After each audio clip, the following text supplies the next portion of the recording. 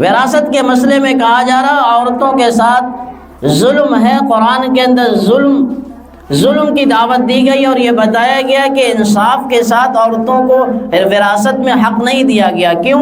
کیونکہ مرد کا حصہ جو ہے وہ 2 حصہ ہے، عورتوں کا حصہ 1 حصہ ہے۔ للذکر مثل حظ الانثیین، عورتوں کے لیے جو ہے 1 حصہ ہے، مرد کے لیے 2 حصے۔ تو عورت اور مرد ان دونوں کو برابر حصے تقسیم نہیں کیے گئے، ان دونوں کے بیچ میں جو ہے برابر حصے نہیں ہیں، اس وجہ سے یہ قانون ظلم والا قانون ہے۔ اس کا ایک جواب تو سیدھا یہی ہے کہ ہم کو قرآن کو ماننا ہے، قرآن نے کہہ دیا ہے بس ہم مانتے ہیں۔ ایک سیدھا جواب یہ ہے۔ دوسرا جواب یہ ہے کہ انسان اگر اپنے اعتبار سے سوچے، عقل کے اعتبار سے بھی، تو اس کو سمجھ میں آ جائے گا کہ یہی انصاف والا جواب ہے۔ کیوں؟ عورتیں جب تک بچی ہوتی ہے، شادی نہیں ہوتی، اس کی پوری مالی ذمہ داری اس کے باپ پر ہے۔ جب اس کی شادی ہو گئی، اس کی پوری مالی ذمہ داری اس کے شوہر پر ہے۔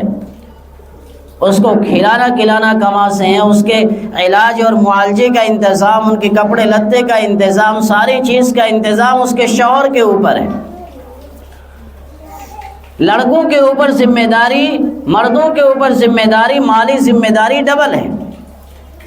اس اعتبار سے بھی لڑکی ماں کے یہاں ہے، باپ کے یہاں ہے، شادی سے پہلے ہے، پھر بھی لڑکی آزاد ہے مالی ذمہ داریوں سے۔ جب شوہر کے یہاں گئی پھر بھی لڑکی آزاد ہے مالی ذمہ داریوں سے۔ وہاں بھی لڑکے کے اوپر ذمہ داری ہے، یہاں بھی مرد کے اوپر ذمہ داری ہے، تو اس کو تو آدھا بھی حصہ مل گیا تو وہ بھی تو پورا رکھا ہی رہ گیا۔ جب مالی ذمہ داری مرد کی زیادہ ہے تو یقینی بات ہے اس کے تو حصے زیادہ ہوں گے، اسے تو حصے ہوں گے ہی زیادہ۔ کہا جاتا ہے کہ مرد اور عورت کو برابر حقوق دیے جائیں گے۔ پہلے یہ تو بتائے کہ مرد اور عورت بھی برابر ہیں۔ عورتیں بچہ جنتی ہے، کیا مرد بھی جنتے ہیں؟ عورتوں جو ہے بچے کو دودھ پلاتی ہے، کیا مرد بھی دودھ پلاتے ہیں؟ عورتوں کو ہر مہینے ناپاکی کے دن آتے ہیں، کیا اور مردوں کو بھی آتے ہیں؟ پہلے مرد اور عورت ایک ثابت کرو، پھر اس کی مالی ذمہ داری بھی ثابت کرو گے۔ جب مرد اور عورت ہی ایک نہیں تو پھر مرد اور عورت کے حقوق ایک کیسے ہو جائیں گے؟ ان کے حقوق بھی الگ الگ ہوں گے، ان کی ذمہ داریاں بھی الگ ہوں گی۔ اسلام نے عورت کے جو ہے بدن کی ساخت اور بناوٹ الگ ہے، مرد کی ساخت اور بناوٹ الگ ہے۔ اسی وجہ سے اسلام نے عورت اور مرد کی ذمہ داریوں کو بھی تقسیم کر دیا۔ گھر کے باہر کی تمام ذمہ داری، کھیت کھلیانوں میں جانا ہے، آفسوں میں جانا ہے، گرمی کی شدت سے لڑ کر کے، سخت اور سردیوں کی شدت سے لڑ کر کے 4 پیسے کما کر کے لانا، یہ مردوں کے کندھے پر رکھا ہے۔ عورتوں کے کندھے پر یہ رکھا تم عزت کے ساتھ، عظمت کے ساتھ، رفعت کے ساتھ، شان کے ساتھ چار دیواری کے اندر رہو، آرام سے پوری اور پراٹھے پکاؤ۔ مرد جب شام میں گھر آئے تو پھر اس کو احترام سے، عزت سے باتیں کرو، اس کی تھکن کو دور کرو، اسے بڑھیا سا کھلاؤ اور پلاؤ، اور بہترین طریقے سے تم گھر کا نظام چلاؤ۔ اس نظام کے لیے جو ضرورت پڑے گی دن میں مرد جا کر کے انتظام کر کے لائے گا۔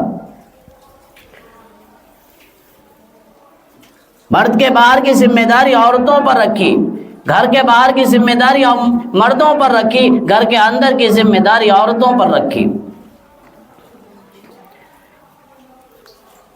جب یہ دونوں الگ ہیں تو دونوں کی ذمہ داریاں الگ۔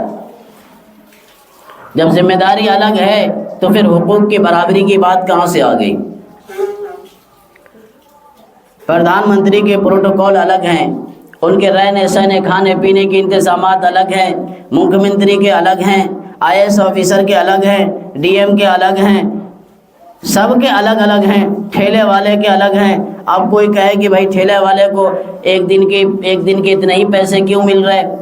डी एम को एक दिन का इतना पैसा क्यों मिल रहा, उसको प्रोटोकॉल भी मिल रहा है, मुख्यमंत्री को क्यों मिल रहा, तो कोई भी कहेगा भाई उसकी जिम्मेदारी ज़्यादा है, उसके काम ज़्यादा हैं, उसका ओहदा अलग है। जब वहाँ जिम्मेदारी अलग है, आपने प्रोटोकॉल बदल दिया है, वहाँ जिम्मेदारी अलग है, आपने उसकी तनख्वाहें बदल दी है, वहाँ जिम्मेदारी अलग है, आपने हैसियत बदल दी है, तो फिर यहाँ भी जिम्मेदारी अलग है, तो यहाँ पर बराबरी की बात कैसे हो जाएगी। वहाँ की बातें समझ में आ रही, यहाँ की बातें समझ में नहीं आ रही।